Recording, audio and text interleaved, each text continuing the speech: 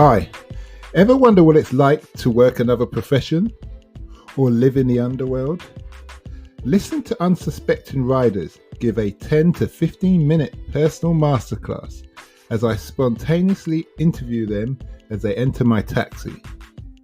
I'm your host, Simon Rushton, and this is Taxi Chronicles.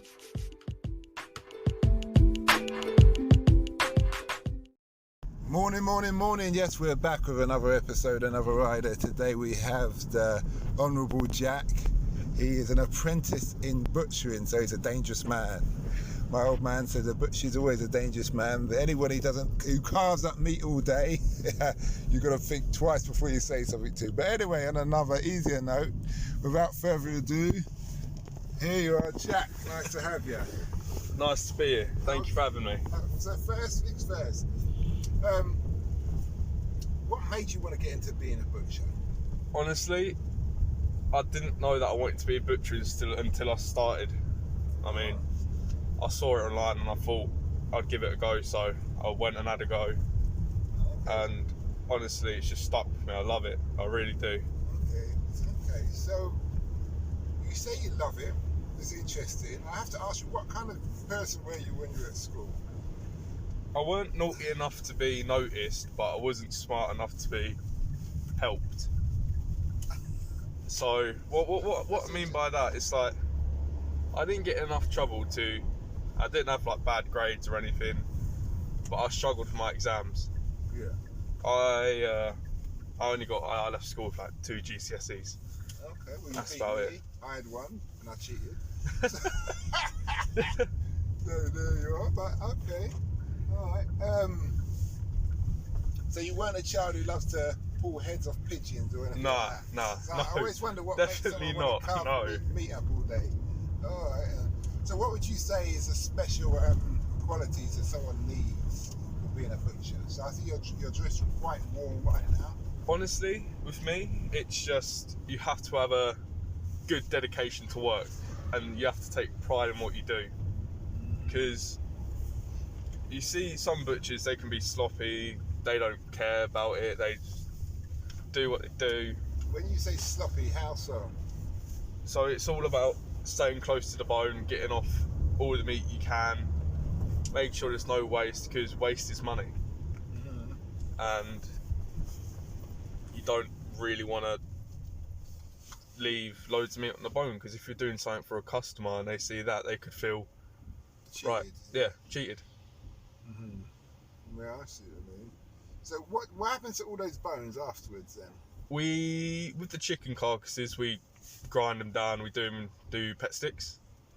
Okay. So if you feed your dog raw, we do like a chicken pet stick or a beef and heart. Mm-hmm. And then sometimes we have a dry aging cabinet, and when we bone out the ribeye and all that, What's a ribeye? Ribeye steak. Okay. So it's a steak. We bone that out, we can chop the bones up, we can give it to customers for their dogs as well. Okay.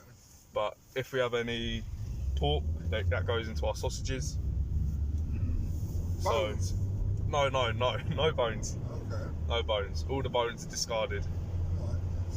Okay, so basically none of the animal gets wasted? None. Okay. None whatsoever. Alright. That's interesting. How long was your apprenticeship? It is 2 years. 2 years, and then you're fully fledged butcher. Yeah. So it's all about. It's not a college thing. No, I learn on the job.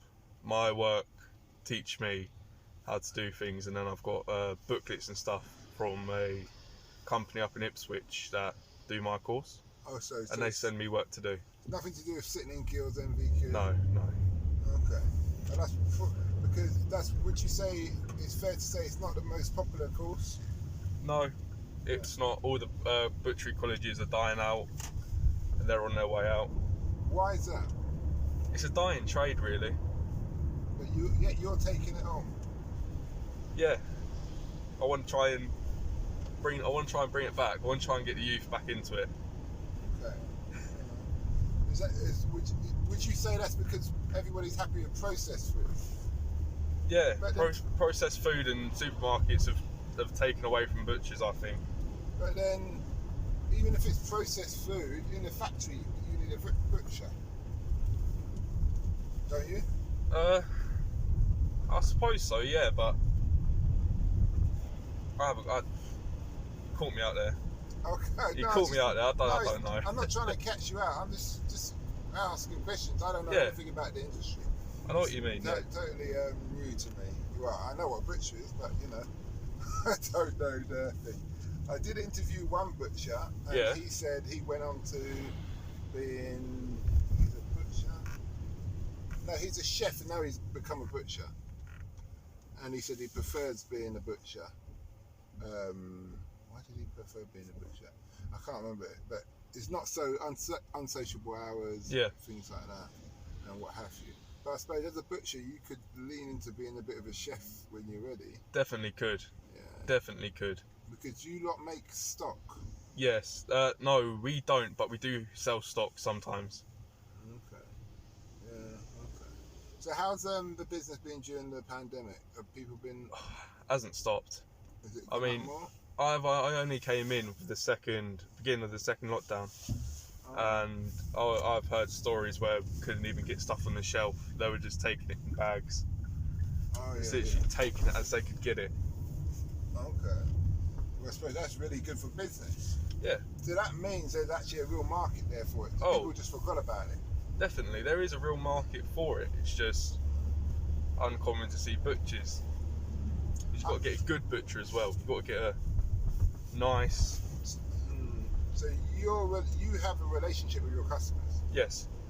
Yeah. Are they the old school, or are they a bit of both, or what is it? A whole range of things. We have people that are old come in. We have younger people come in. Okay. We also have a deli side, so we sell baguettes and stuff. Okay. And it's so as long as you have good customer service, you'll still survive, really. Yeah. Especially if you sold out during the pandemic. And habits change after a year. So they do. During that year, everybody's happy to go to the butcher, and they think, you know what, I'm going to carry on doing that. I like Jack. He's all right. Yeah. Do you see what I mean? I know what you mean, mate. Yeah. So that's how I see it. What would you say that a younger person than you who wants to be an apprentice needs to know? Don't be afraid to get stuck in. Don't be afraid to get stuck in. Make an impression on the first day. Okay. Some tasks that you'll get given to do, you might be a bit like, ugh. Like what? Like cleaning out the bone bins or packing up the hearts and livers. Just get stuck in. So it's not a job for a vegetarian or a vegan? You say that, we've actually got a vegetarian on our delicatessen side. Is it? Yeah. It shows what people do when they need money, isn't it? Balls go out the window. Yeah. But my daughter says she's a pescatarian, and then she goes, "No, Dad, I'm just me. I do what I want to do." I said, "Okay, I remember that. Yeah. I don't understand it all. I'm an avid meat eater. Yeah. In that respect, yeah. Me and you both. Yeah, I hear you. So what does the future hold for you, for Jack, then? A lot of money, I hope. Okay. Hopefully winning the lottery or a scratch card. Okay, would you go into owning your own butchery eventually, or? I don't know. I haven't given that much thought. Okay. Because I'm so happy where I am now. I feel like the stress of opening up a shop and the responsibilities might just stress me out too much and just I don't know. Yeah, I hear you. Oh, that's interesting. Well, you've been a great host. Guest, sorry. Host. Last question. Yep. What's the impact you want to have on the world? I just want to make people happier. If someone's having a bad day, I just want to bring them up. I try to make people happy. Sometimes people see my friendliness as a weakness. Oh, is it? Okay. And take me for it.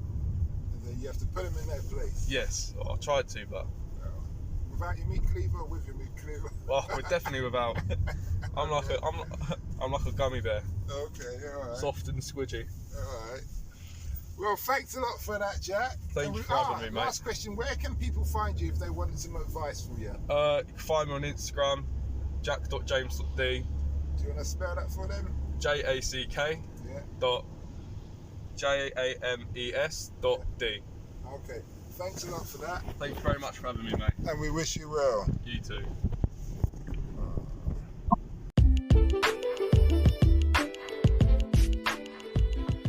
We hope you liked that interview.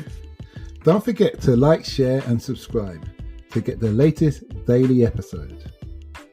Ever considered investing in the continent with the fastest growing economy and population on Earth? The same continent that holds 30% of the world's known natural resources? Then listen to our sister podcast, Africa Investor Stories, where you will hear real investors with real stories from around the world share their experience of investing in Africa.